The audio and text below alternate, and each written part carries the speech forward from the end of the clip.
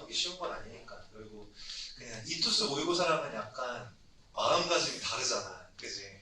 뭔가 정신 소모도 좀 다르고 체력적인 소모도 좀 다른 것 같고 그래서 시험 보느라고 고생들 많으셨고 점수는 그렇게 크게 중요하지 않아요. 내가 항상 말하지만 이 점수가 내 수능 점수가 되진 않잖아. 점수에 너무 연연하기보다는 이 시험이 도대체 지금 나한테 뭘 얘기하고 있는 건가 이걸 좀 생각을 좀 해보셔야 할 텐데 일단 첫 번째 이 시험을 보고 뭘 처음으로 느끼셔야 되냐 가장 중요하게 느끼셔야 되는 거 뭘 느껴야 돼? 대부분의 선생님들이 똑같이 얘기하셨을 텐데 평가원이 계속해서 이래도 너네는 EBS 공부를 안 할 거냐? 그러니까 이러고 있는 거야 지금 시험지 가지고 작년부터 그거는 계속 보여줬었고 평가원이 작년 6편부터 보여줬었죠. 독서 질문도 다 연계시키고 문학은 뭐 계속 연계가 됐었으니까 그 다음에 작년 수능에서도 독서 세 질문 다 연계시키고 문학은 또 어차피 다 연계가 됐었고 그리고 그게 작년으로 끝났느냐 그게 아니라 올해도 그 기조는 계속 유지가 될 거다라고 하는 걸 이제 평가원이 보여준 거고 이번에 독서 세 질문이 다 수능 특강에서 연계가 됐어요.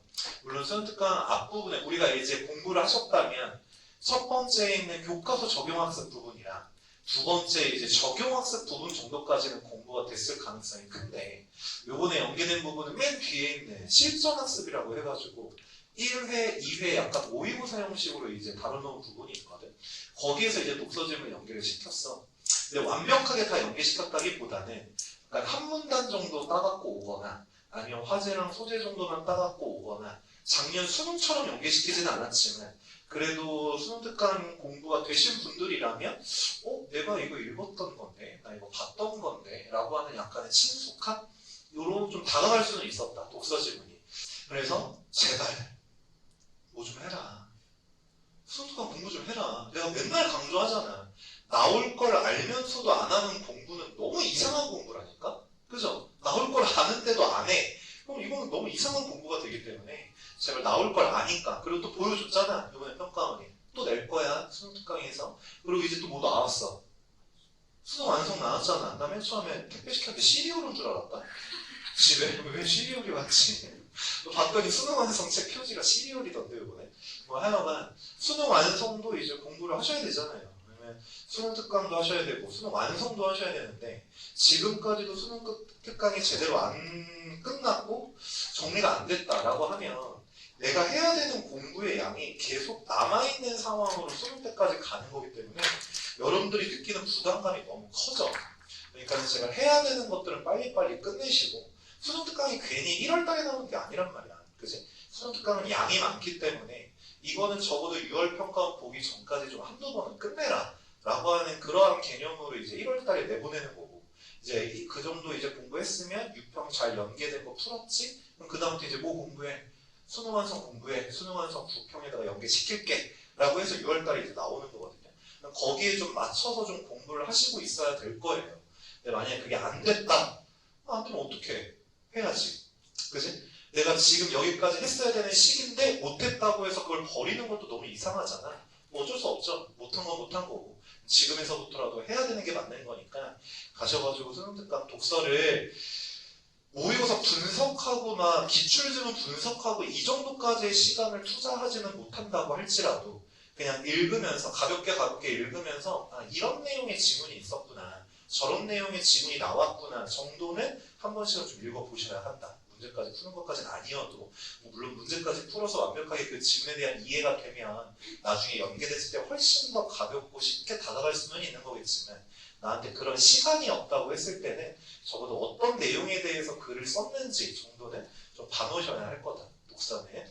그래서 수능특강 독서는 그렇게 이제 좀 정리를 하셔야 되고 문학은 요번에 연계해서 뭐 하나를 좀 보여줬는데 연계의 범위 그러니까 연계되는 출제 수는 달라지지 않아. 항상 같을 거야. 그죠? 현대소설, 고전소설, 그 다음에 고전시가, 그 다음에 현대시에서 하나. 이렇게 이제 연계가 될 건데, 내가 말하고 싶은 건, 소설에서의 연계 방식이, 그러니까 범위가 조금 이제 여러분들한테 더 쉬워졌을 수 있다. 왜냐면, 현대소설 이제 아시겠지만, 요번에 출제되어 있는 그 세트에서 중량 부분의 줄거리 이후 부분이 수능 특강에 실려있는 그대로가 연계가 됐거든요. 이것도 모르는 사람들이 있더라. 얼마나 공부를 안 하는 거야, 수특 공부를. 내가 이렇게 얘기를 하잖아? 진짜요? 이러고 있어. 이러면 안 돼. 확인해보시면 아시겠지만, 그 소설, 현대소설이 수특에 연계되어 있는, 실려있는 부분이 그대로 다 실려졌어. 요번에. 중요한 부분이 줄거리 이후 부분으로. 그걸 뭘 보여주는 거냐면, 원래 현대시와 고전시간은 100% 정도 대부분 다 전개가 되죠. 전문이 연계가 되지. 근데 이제 소설은 조금 연계 방식이 달랐지. 제목은 같지만, 우리 수특에 실려있는 부분 제외하고 다른 부분이 실려 나왔단 말이야. 항상 평가원에서는. 그래서 약간 연계성이 떨어지는 거 아니냐. 이게 무슨 연계냐. 이거 어렵다. 라고 되게 얘기가 많았는데 작년에도 그 기조는 그대로 유지가 됐었거든요. 근데 올해 평가원이 생각을 했나 봐. 시험 쉽게 내겠다고 수특에서 다 연계시켜보고 냈더니 쉽다라고 하기는커녕 1등급 컷이 80점 아래 80점대로 잡히네. 얘들 너무 무식한데. 그래서 더 쉽게 내자. 더 쉽게 내자. 내가 볼 때 그거 같아. 왜냐면 작년에 수특에서 모든 걸 다 연계시킨 이유는 뭐냐면 정부 발표 때문이거든. 정부에서 뭐라고 발표했죠? 수능 너무 어렵다. 사교육, 학원을 다닌 애들만 풀 수 있는 문제가 나오고 배경 지식이 많은 아이들이 풀 수 있는 유리한 문제가 나오다 보니까 너무 불공평하다. 좀 쉽게 내라. 그래서 평가원이 그걸 받아들여서 다 EBS에서 출제를 했던 거란 말이야, 작년에. 근데도 우리는 못 봤죠? 못 봤단 말이죠? 그러니까 이제 평가원이 생각을 하는 거야. 우리가 생각하는 것보다 더 무식하다, 얘네는. 얘네는 더 무식한 애들이다. 아니다, 그래. 그냥 똑같이 해버리자. 라고 해서 출제를 했어요. 심지어, 여러분들이 이번에 문학에서 가장 오답률이 컸던 문제가 뭐냐면, 현대소설의 가랑 나, 밑줄 쳐 있는 문맥적 의미 물어보는 문제를 가장 많이 틀렸거든. 뭐냐면, 날짐승이라고 하는 것과 그 두 가지 꽃이 담겨있는 의미를 통해서 그거에 대한 적절한 걸 물어보는 문제인데 그게 오답률이 엄청 많아. 지금 문학에서 가장 많이 틀린 문제야, 여러분들이. 근데 심지어 내가 수능특강 공부를 하면서 혼자 하기가 힘들다 보니까 사용 설명서를 사가지고 공부하신 분들, 그분들은요 오히려 쉽게 맞췄어.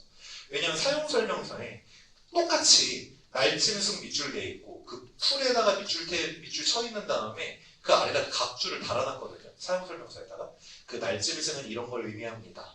요 풀은 이런 걸 의미합니다. 라고 하면서 사용 설명서에서 그대로 써 있는 걸 문제화 시킨 거야. 사용 설명서를 보지 않았다고 해서 못 풀 문제냐? 그래서 그건 아니야. 풀 수 있어, 충분히. 여러분들이 그런 연습을 안 했거나 연습을 했어도 이제 또 그 당시 그 시간 안에서 보지 못했던 것 뿐이겠죠. 어쨌든 간 계속 그렇게 여러분들한테 쉽게 내려고 노력은 해. 근데 여기서 쉽게 낸다라고 하는 건 지문과 작품에 대한 쉬움이지 문제에 대한 쉬움은 아니거든요. 어쨌든 간 첫 번째, 가장 중요한 건 EBS 좀 제발 공부들 하셔라. 진짜 무시할 게 안 된다는 이야기가 되는 거야. 이제 EBS는 필수가 된다라는 거고, 그 EBS에 대한 학습이 얼마만큼 되느냐에 따라서 꽤 국어에서는 좀 친숙함, 거기에 플러스 점수까지. 이번에 우국어도 마찬가지죠. 그냥 거기 실려있는 부분 그냥 나왔잖아요. 수특에 다 실려있는 부분 나왔고, 그 수특에 실려있는 거 내가 해석 연습만 제대로 했으면 어려울 문제가 하나도 없었거든. 근데 뭐가 안 돼, 애들이? 해석이 안 되나 봐. 해석 공부를 아직도 안 했나 봐, 우국어 해석 공부를. 그러니까 해석을 물어보는 문제에서 다 틀려. 물론 여러분들이 틀렸다고 하는 건 아니라 그런 아이들이 있더라. 여러분 중에 거기 들어가 있는 분이 있으면 안 되기는 하겠지만 어쨌든 그래서 우루가 같은 경우에도 그냥 전문의가 나왔고, 물론 이제 우루가 나올 일은 없겠죠. 6평에 나왔으니까 나머지를 이제 그렇게 공부를 하시면 될 것 같은데, 가사랑 시조 작품은 제발, 내가 뭐라고 했었지 항상? 고전 시간은 뭐가 기본이다? 해석이 기본이다. 해석이 기본이야. 그래서 해석부터 공부를 차근차근 해 나가시는 공부가 좀 되셨으면 좋겠고요. 다른 거 하지 마시고 가사랑 시조만 그렇게 좀 나눠가지고 공부 좀 해놓으세요. 독서 지문도 아까 말씀드렸던 것처럼 시간 조금 할애해서 완벽하게 하지는 못하겠지만 조금 이런 내용 나왔구나, 지문들 한 번씩 훑어보시고 나중에 나왔을 때 내가 보지 않은 아이들과의 차이점을, 경쟁력을 갖기 위해서라도 걔네보다 내가 잘 봐야 되잖아. 국어는 상대평가니까. 그죠? 그래서 그렇게 좀 읽어보시고, 두 번째, 난이도에 대해서 얘기를 할 건데 이번 시험 어렵지 않았어요. 솔직히 말씀드려서. 뭐가 어렵지 않았냐면 공통 영역이 그렇게 어려웠던 편은 아니었어. 독서랑 문학이 어렵지 않았다. 근데 우리는 왜 어렵게 느꼈을까? 이게 선택 과목이 어렵더라. 지금 요번에 엄매가 걸을 타선이 별로 없어서 오히려 중세 국어가 훨씬 더 제일 쉬웠던 문제, 차사 표기를 물어봤던 그 문제가 가장 쉬웠던 문제라고 평가를 받거든요. 35번, 36번, 37번 거를 타선이 하나도 없다. 엄매가. 심지어 37번 화작하는 애들은 몰라도 돼. 37번 문장 성분, 서술어의 자릿수, 혼문장, 겹문장, 거기에서 아는 문장과 암기 문장 구분하는 거, 관형절 판단하고 관형절 안에서 생략된 문장 성분 찾기까지 이 6개 중에 하나라도 모른다? 차라리 무식했으면 맞을 수도 있어. 그 문제. 그냥 1번 보자마자 오씨 답이네? 하고 치고 넘어가잖아? 그럼 2번, 3번, 4번, 5번을 안 보고 나서 그냥 넘어갔기 때문에 오히려 맞을 확률이 높았다? 근데 어설프게 아는 아이들이 2, 3, 4, 5번을 읽기 시작하잖아? 그럼 4번에서 딱 걸려. 되다 아니다 서술은 구어 있어야 되는데? 이러면서 이제 막 헷갈리기 시작하는 문제가 나와. 그러니까 개념이 정확하게 잡혀있지 않은 아이들한테는 쥐약의 문제가 나온 거야. 그냥 복격조사를 하나 외우고 있으면 끝나는 문제거든. 복격조사는 이랑 가가 있어. 근데 애들이 되다 아니다 서술어만 보고 보어 필요하네? 이러고서는 그냥 이게 그럼 다 똑같은 건데 이러고 넘어간단 말이죠. 4번 찍고만 넘어가고. 근데 이제 의로라고 하는 부사격 조사가 쓰였기 때문에 걔는 답이 될 수가 없는데 이런 기본적인 개념들을 모르면 이제 엄매는 진짜 문제 풀 수 없어. 그리고 수능에서는 더 어려워질 거야. 6평보다. 너무 자명한 사실이거든요, 이거는. 그렇기 때문에 내가 엄매 잠깐 그 표점의 이점을 얻기 위해서 발 한번 담가볼까? 라고 생각하셨던 분들이라면 그냥 빨리 런쳐라. 그러니까 여기서 말하는 너네 같은 애들이라고 하는 건 진지하게 엄매를 접근하지 않는 아이들. 그냥 조금 점수에서 이점 한번 얻어보겠다고 잠깐 발 한번 담가보는 아이들이 해결하기에는 그렇게 호락호락한 문제가 나오지 않는다, 이제. 화작 같은 경우에는 44번, 45번 문제. 이 두 문제가 아마 조금 어려웠을 가능성이 커요. 근데 그게 왜 어려웠냐? 신유형이 아니거든. 신유형이 아니야. 원래 계속 나오던 유형이었어. 무슨 문제죠? 44번, 45번 문제가? 고쳐쓰기 문제랑 조건에 따른 글쓰기 문제. 원래 나오던 문제가 나온 건데 그거를 다른 거랑 혼합해서 내다 보니까 시간도 많이 걸리는 것처럼 느끼고 처음 나오는 문제처럼 이제 생각이 드는 거야. 원래는 자료 활용 문제 따로, 고쳐쓰기, 조건에 따른 글쓰기 문제 따로 이렇게 맨날 나왔는데 자료 활용 문제랑 조건에 따른 글쓰기 문제를 합해버리니까 이거 뭐지? 이렇게 되는 거고 마지막에 고쳐쓰기 문제도 원래 문맥까지 파악하려고 하는 문제가 나온 적은 없어. 그냥 내가 보고서는 고쳐쓰기 뭐가 잘못되어 있고 뭐가 잘 되어 있는지만 확인하면 되는 거였는데 문맥까지 확인했어야 되고 앞문단까지 읽었어야 되고 되게 뭔가 비슷해 보이는 맞는 것 같은 매력적인 오답이 또 5번에 배치되어 있고 이러다 보니까 여기서 이제 인지 부조화가 오는 거지. 그래서 그런 면에서 좀 어려웠을 수 있다. 선택 과목이. 그래서 왜냐면 선택 과목이 어려우면 여러분들이 그 시험이 어렵다라고 느낄 수밖에 없는 게 뭐냐면 대부분의 아이들이 뭐부터 푸니까 선택 과목부터 풀거든. 그러니까 처음에 푸는 거부터 잘 풀리지 않고 시간이 오래 걸리다 보니까 이번 시험 어려운 시험 이제 이렇게 느껴지는 거야. 그래서 제가 봤을 때 선택 과목에서 조금은 그래도 내가 공부한 게 좀 있어서 쉽게 풀었거나 아니면 시간이 그렇게 오래 걸리지 않으신 분들은 독서 맨 마지막까지 읽었을 때도 괜찮네. 물론 독서 중에서 맨 마지막쯤은 정도가 좀 어렵다고 느껴질만 했었고 그 가지문이 아니라 또 나지문이 조금 더 어렵긴 했었죠.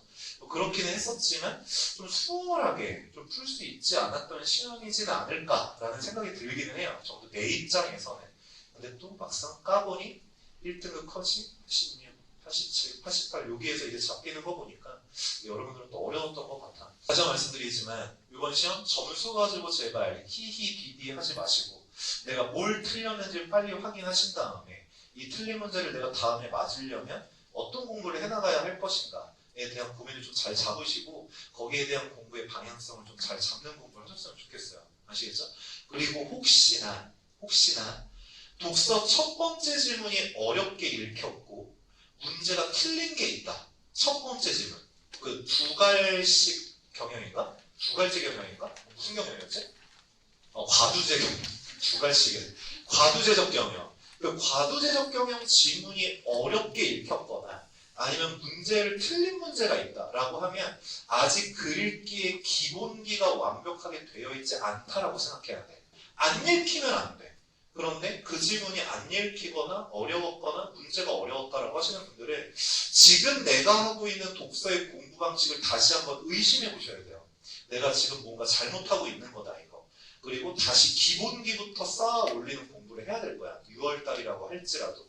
그렇지 않으면 수능장 가셔서도 약간 조금 어려움을 겪으실 가능성이 있다. 마지막 다시 한번 정리하자면 무슨 공부 열심히 하자.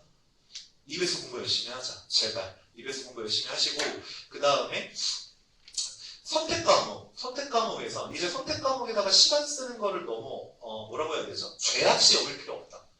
이제는 선택 과목에다 시간 쓰는 건 어쩔 수 없는 영역이 돼버렸어.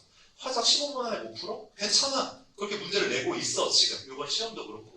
엄매? 내가 엄매를 선택한 이유는 두 가지 이유야. 첫 번째, 시간을 빨리 절약하기 위해서 화작보다. 두 번째, 표점의 이점을 얻기 위해서. 여기에서 시간을 줄인다? 버리셔도 돼요. 어쩔 수 없어. 어렵게 나오기 때문에 시간이 걸릴 수밖에 없거든. 다만 개념 공부가 제대로 되면 충분히 시간도 줄일 수 있는 영역이기 때문에 개념 공부 확실히 하셔라. 외울 것들 웬만큼 다 외우셔야 되고 문법 같은 경우에는. 그 다음에 화작 같은 경우에는 제가 앞으로 계속 어떤 공부 하셔야 되냐면 유형별 문제풀이 방법. 이런 유형이 나왔을 땐 이렇게 풀 거야. 조건에 따른 글쓰기 나오면 난 이러한 과정으로 풀 거고 말하기 방식 물어보는 문제 나오면 이렇게 풀어야지 라고 하는 이 프로세스가 딱 정리되어 있어야 돼. 내 머릿속에. 그래야 시간을 조금은 줄일 수 있다라고 하는 거.